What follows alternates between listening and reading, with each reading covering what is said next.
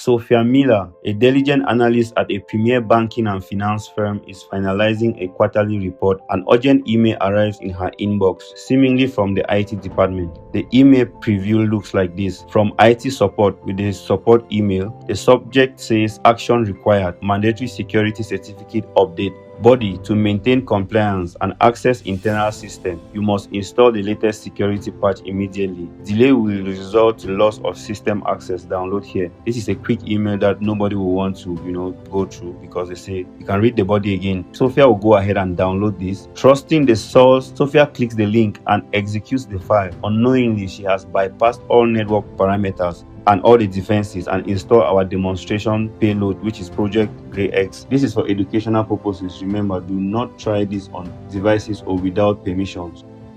First, we are going to set up the attacker's communication channel. When Sophia gets infected, her data won't just go to a silent dashboard. It will also be announced in our private Discord channel, simulating how real malware infiltrates data to a remote server. First of all, you need to create an account on Discord. Sign up on Discord with your email, and you will need to create a channel, a communication channel. Just click on the plus button.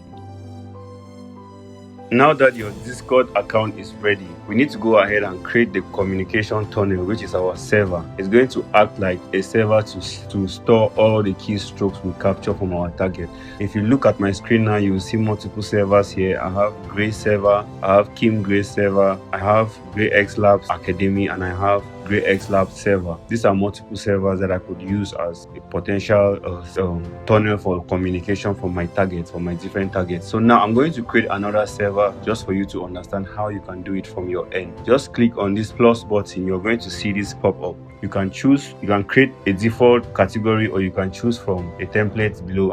I'm going to choose study group, and I'll go with the first option, which is for a club or community. And here you can upload your profile image. Let me just use my logo here. And here, this is where the name of the server. You can just write anything here. I'll just leave it as Kim server for demo purposes, since I have all my servers running already. And I'll just hit create here. Now my server is created. You can see this is the private group. This is the private server I have to capture all the keys from my targets, right? So the next thing I need to do here is to get the webhook of this server, so that I can integrate it with my Python code to be able to, for the communication to flow fluently. All keystrokes that the target hits on their keyboard should flow directly into your Discord channel. And for this to happen, you need what is known as webhook. That's what we need to get next. So the first thing you need to do, where your server name is, just click on this drop down. You're going to see a drop down here. Click on server settings, the third option. This should open up. Look for where we have integrations here under apps. Click on integrations. You're going to see webhooks here. We have 0 webhooks. You can see here. Just click on create webhooks. You see we have a webhook created here already. Just open that. You can name it here, right? I'll just name it GRAE-X Labs. And now I can save changes and copy from here. Now you can copy your webhook from here. So take note of your webhook. You can copy it and save it somewhere, because we'll be needing it in our code. I'm going to paste a link to where you can copy all the codes I'm using for this project, because we are going to use Python. We're going to use a Python code. So I'm going to paste a link to where you can copy all the code the same as it is to use in your own project, if you're following up with the same step-by-step guide.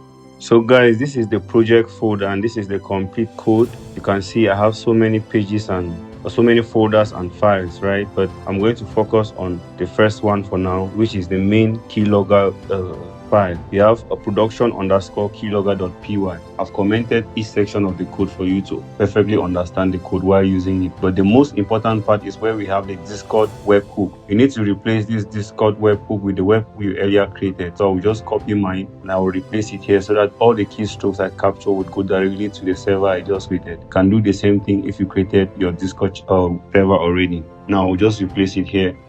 Make sure you don't remove the double quotes at the end of the webhook. It should be between 2 double quotes. After that, make sure you save the code. And we have other files we need to change as well. But for now, since we are focusing on Discord, we're going to finish with Discord, and I will show you how to display it using the monitoring dashboard that I just developed within this code. The next folder we are looking at is the monitoring folder. If you click on the drop down, you're going to see requirement.txt. Everything is already set inside correctly. You just need to upload the code as you have downloaded from GitHub. And we have this file, monitoring_dashboard.php. In this file, you need to replace where we have self.webhook_URL. The same thing, right? You need to replace it with your own URL, your own webhook URL. I'll just replace it with mine here because the one I have there now is for a different project. It's for the previous project I did. So I'll just replace this. And I've set my VS Code to automatic save. That's why I'm not going to save again. You can also do that. Just go to file and click the drop down. You see auto save. You click on that so that whenever you make any changes, it automatically saves. Now that we have replaced our webhook for our two main files, we need to go ahead and run our commands to see how we capture the strokes. First, we are going to start with the Discord, which is the main keylogger file, right? This product_keylogger.py. So I'll just go to this toggle here and you see terminal. I'll click on terminal, click on new terminal here.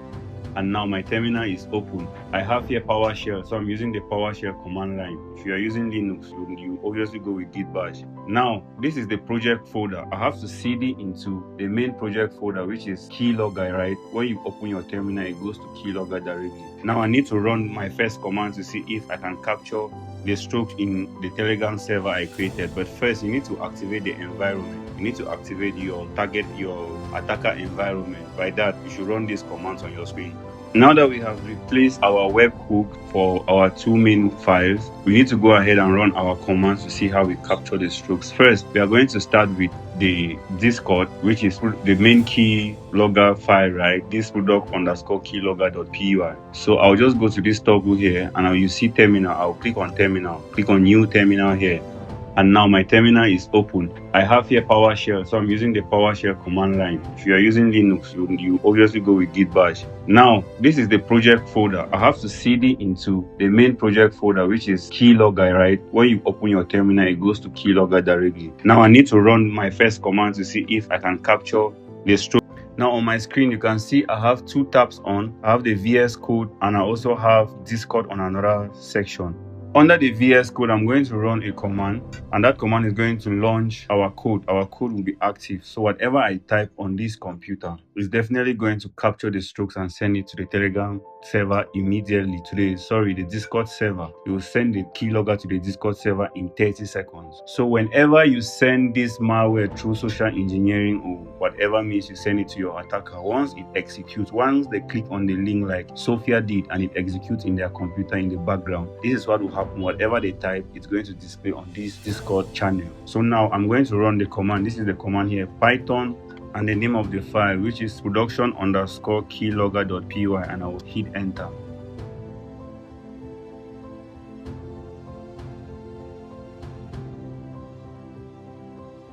You can see now here, right? It says system monitoring activated on the Discord channel. You can see that here. Now I'm going to open Notepad and I will type something. You'll see everything will be captured here automatically.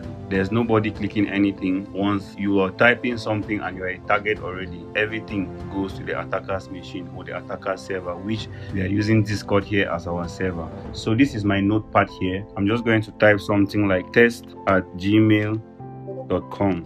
and I'll go down and write something like password, maybe password 123, right? You can see here it's coming. If you look at the Discord server, it's already typing, but once you type, it goes through a process. That's why it takes like 30 seconds depending on the speed of your network. It's going to print out everything here, everything I'm typing. And if I leave it here and I continue with a different project, when I come back, I'm going to see everything displayed here. For example, I'm going to use this first server I created, right?